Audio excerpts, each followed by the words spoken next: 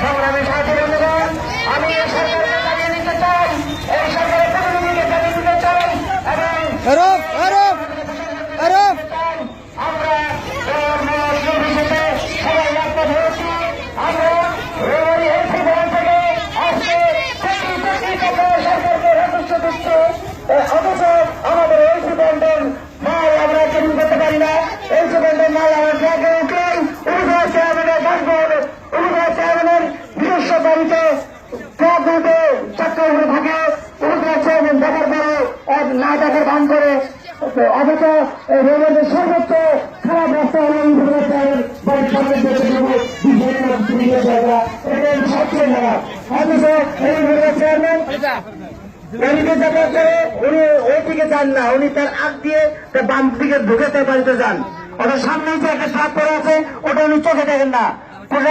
উপজেলা চেয়ারম্যান থেকে শুরু করে রংপুর উপজেলা প্রশাসন সবাইকে আমি জানিয়ে দিতে চাই, আপনারা রংপুরে উন্নয়ন করবেন কিনা।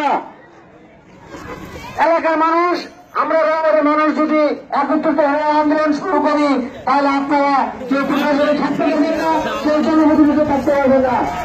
আন্দোলন করেছিলেন 1988 সালে, যেমন রংপুরবাসী আন্দোলন করেছিলেন 1990 সালে। তাই আমি বলতে চাই, আপনারা শব্দ না যান, আমরা লাঞ্ছিত